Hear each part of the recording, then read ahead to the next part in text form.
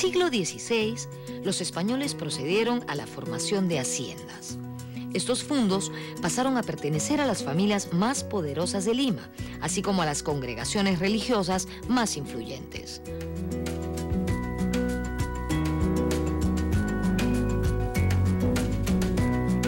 Y se van apoderando de estos sectores territoriales, que eran curacajos en muchos casos, y que poco a poco van a pasar a ser haciendas, grandes haciendas. Y las casas de haciendas inclusive tienen en muchos casos la particularidad de ubicarse sobre las huacas, que servían en muchos casos para controlar las bocatomas y las acequias.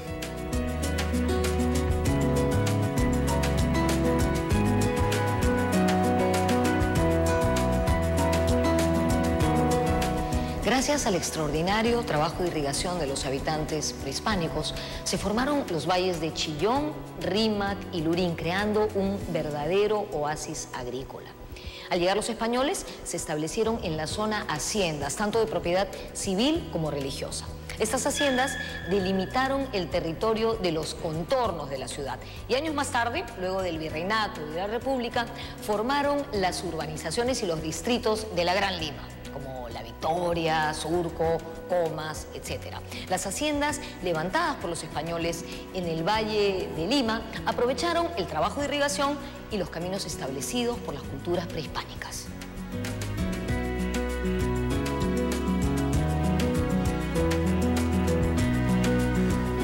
A la llegada de los españoles, mucha de la estructura hidráulica va a subsistir. No solo porque estaban bien hechas, bien elaboradas, sino también porque tenían un sentido de crecimiento hacia los lados que los indígenas todavía no habían ocupado.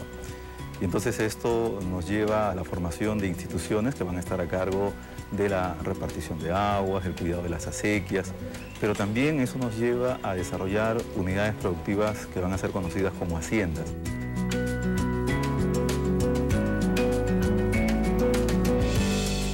Los nombres que recibieron las haciendas se debieron a diversos factores. Por ejemplo, la hacienda Lince se llamó así porque en el siglo XVIII pertenecía al ciudadano español Fernando Lince, mientras que la hacienda Collique, actual distrito de Comas, recibió ese nombre por ubicarse en terrenos del desaparecido señorío Colli.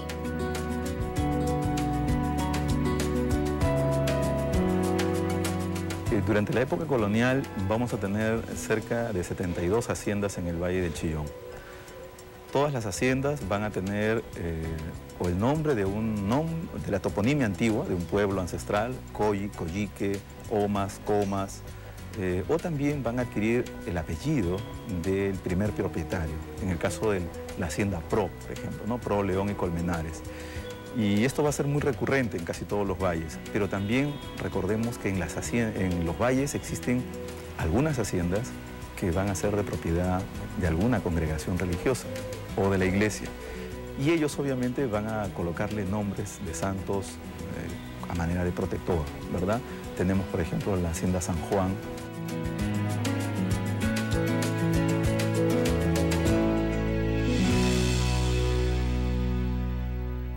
Los frailes dominicos fueron propietarios de la hacienda Santa Cruz, cuyos terrenos hoy corresponden a los distritos de San Isidro y Miraflores. El nombre de la hacienda le venía por la enorme cruz que tenía en la entrada. Los jesuitas fueron dueños de la hacienda San Juan, ubicada en el Curacazgo de Surco, y de la hacienda Villa, situada en el actual distrito de Chorrillos. Durante el periodo virreinal y parte de la República, esforzados trabajadores indígenas y esclavos de origen africano fueron la mano de obra que generó la riqueza y prosperidad de las haciendas limeñas.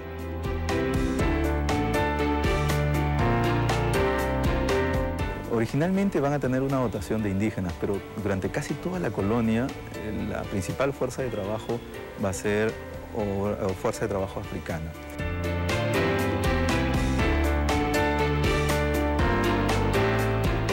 Sin duda, la hacienda fue una institución que marcó el desarrollo económico y social de Lima y del Perú por más de 4 siglos.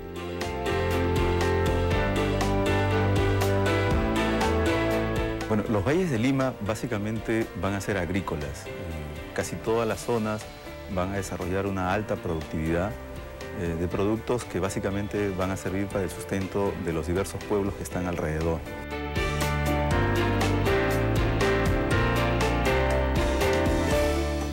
Entre 1869 y 1870 fueron demolidas las vetustas murallas que encerraban a la ciudad desde el siglo XVII. Se inició así la primera gran expansión urbana de Lima. Se construyeron amplias avenidas y se edificaron el Parque y el Palacio de la Exposición, con la idea de dotar a la urbe de un amplio espacio recreativo.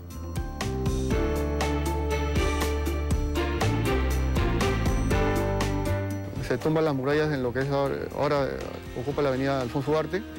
También se tumban las murallas en la zona que ahora está la avenida Grau.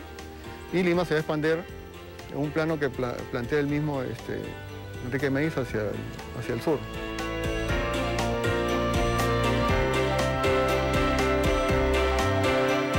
En 1879, la guerra con Chile estancó la expansión de Lima. Las haciendas de los tres valles sufrieron graves destrozos. Además, las prósperas poblaciones de Miraflores, Barranco y Chorrillos, que habían sido favorecidas por la construcción del ferrocarril, sufrieron devastadores incendios y saqueos.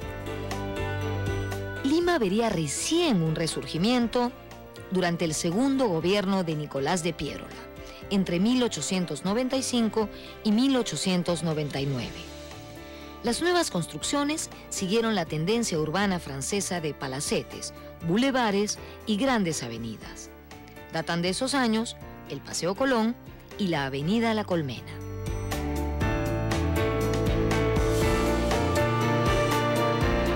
Recién en el siglo XX, durante el oncenio del presidente Augusto B. Leguía, la capital fue configurando su aspecto moderno.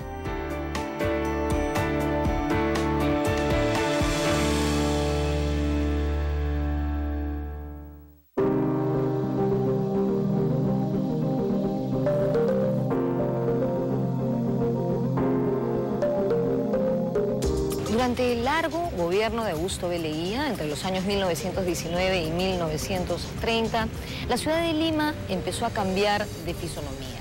Leguía quería modernizarla para utilizarla como emblema de su régimen. Así se emprendieron grandes proyectos urbanísticos que empezaron a dejar atrás el estilo colonial de esta ciudad. Se construyó la avenida Arequipa, llamada antes Avenida Leguía. Esta fue el primer gran trazo vial de la ciudad de Lima, una avenida que conectaba el centro con los balnearios de Lima y Chorrillos.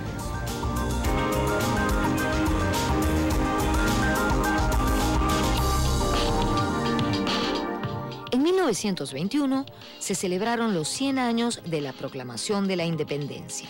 3 años después, el centenario de Junín y Ayacucho, batallas que consolidaron la independencia de América.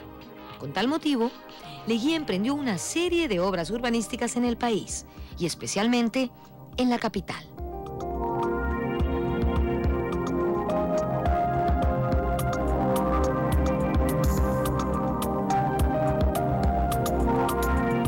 Con motivo del centenario de la independencia en 1921 y el centenario de la batalla de Ayacucho en 1924, comenzó a privilegiarse la construcción de espacios públicos en el centro de la ciudad, como la Plaza San Martín, la Plaza Washington, donde me encuentro en este momento, a la altura de la cuadra 6 de la avenida Arequipa, y la Plaza Manco Cápac. También Leguía construyó grandes avenidas para unir el centro histórico con el Callao, por ejemplo. Así se construyó la Avenida del Progreso, hoy la conocemos como Avenida Venezuela. También se construyeron las avenidas Brasil, Argentina y Costanera. Lima crecía desde el centro, principalmente hacia el oeste y hacia el sur. Así comenzaba a dibujarse una nueva ciudad.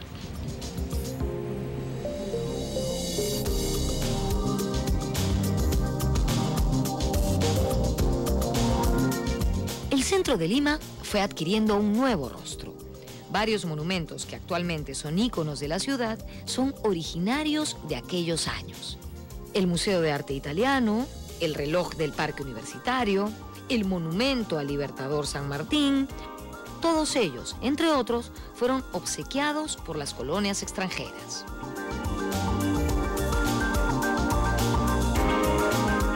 A principios de la década del 30, el crecimiento demográfico llevaría a la expansión de la ciudad. Para concretarla, se construyeron grandes avenidas. Con el paso del tiempo, muchos propietarios convirtieron sus terrenos agrícolas en modernas urbanizaciones.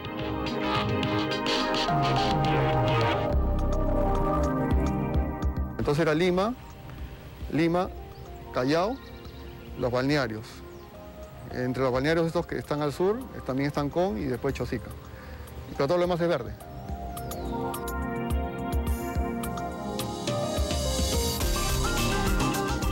Distritos como Miraflores, San Isidro y Surco, con habitantes de ingresos altos y medios, fueron urbanizándose de manera ordenada. Con las nuevas avenidas y urbanizaciones, las clases altas abandonaron el centro de Lima para dirigirse a los nuevos distritos residenciales del sur de la ciudad. Entre las décadas de 1920 y 1930, se construyeron importantes edificios públicos y privados, como los palacios de gobierno, de justicia y el local del diario El Comercio, pero fueron los últimos de esa categoría.